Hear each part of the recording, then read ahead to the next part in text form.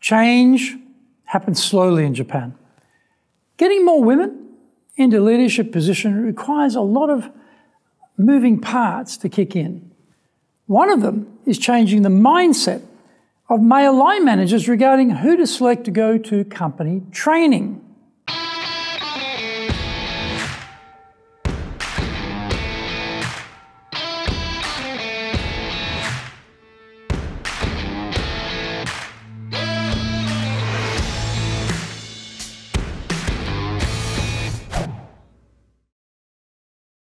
Welcome back to Year 4 of the Cutting Edge Japan Business Show, which we release every Monday.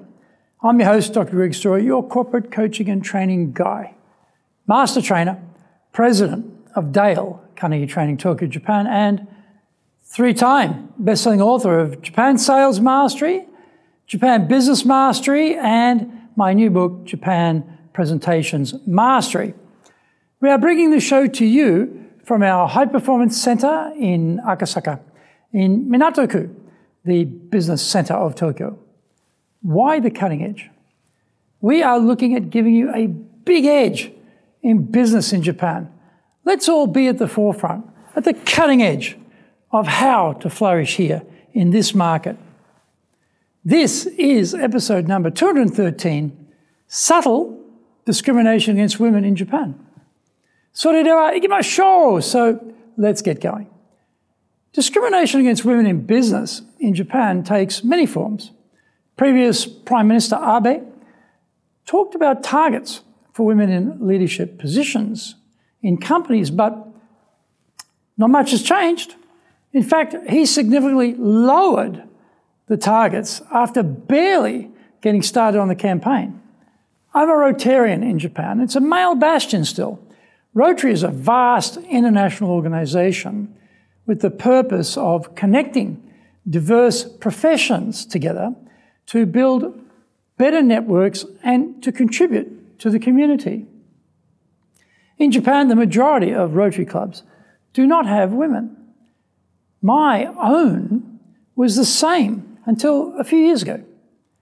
Every year since I joined in 2002, we had internal debates about accepting females into our club. The No Women faction basically aged and passed on. Of course, there were no regulations stating that women could not join, but the reality was women could never pass the selection process, the selection protocols, because of their gender. Happily, that era has now passed, and we now have some female members at last. Who are these men in Rotary? They are businessmen ranging from small local business owners to the mightiest captains of industry. My own club is full of the latter. In Japan, Rotary just adds another layer to those male connections built up at school and university. Rotary around the world continues to grow in memberships, but not in Japan. Up until about 2000, Japan was leading the world in recruiting new members, and since then has spiraled down. Since opening the doors up to women in business, it has finally begun to turn around.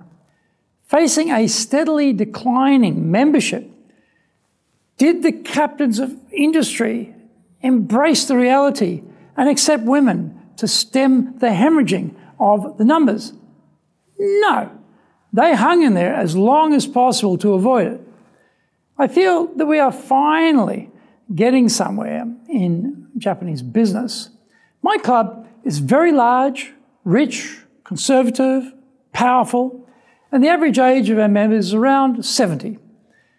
If even my club members could finally accept the requirement to have women, then this reflects broader social change and the better acceptance of women in business in Japan. These guys are running Japan's biggest corporations, so one hopes the progress here means there will be progress inside their companies. Find out more when we come back from the break. Are you doing business with Japan? Do you really know how things work? Japan Business Mastery provides the answers. Do you have the right networks and know how to create them? Do you know how to get on the same wavelength with Japanese buyers? Do you know what being trustworthy looks like from the Japanese perspective? Japan Business Mastery is based on more than 30 years experience in Japan and will become your go-to guide. Want to succeed in Japan? Buy Japan Business Mastery now. If you want to be successful as a leader, do the Leadership Training for Managers course. All companies need people who can both manage and lead. Leading people screams out for real skills in communication, dealing with all different types of people, being excellent at innovation, planning, delegation, handling mistakes, doing performance reviews really well, and inspiring and motivating the team. Do the Leadership Training for Managers course now in either Japanese or English. Welcome back. Today, we see our corporate training classes composed of about 70% men and 30% women. Where are the rest of the women? They are not selected for training because their company's middle management team is still basically a male-only club. How can we get women into leadership positions if we don't train them so that they can rise through the company hierarchy? The classes should be 50-50 to reflect the population at large. There are lots of diversity trainings going on, but for the most part, the wrong people are being focused on. Of course, giving women more training is a great idea, but we need to train their male bosses as well. Whenever we discuss diversity training with Japanese clients, they are wholly focused on upskilling the women. When we suggest that, that's great, that's fine, but a more holistic solution means bringing the men into the picture and better educating them about how to lead their women staff. We find we're still plumbing a new idea here. Leading and managing are different. Managing means supervising the processes within the company. Leading means setting the strategy, supervising the processes within the company, and it means building the people. People here includes women. Leadership in Japan needs men to think in these terms because, like my Rotary Club, long-term decline is guaranteed unless changes are made. We won't see women meeting the Japanese government's original leadership target unless we get the male bosses to change first. We can skill up the women as much as we like, but their male bosses are the ones who recommend them for promotion, increased responsibilities, and training. Like my Rotary, there are no regulations preventing women from being considered, but magically, the male staff get the nod more often than the women when deciding who to invest in. We are literally running out of young people. We're an aging society. We need women to be actively involved in business.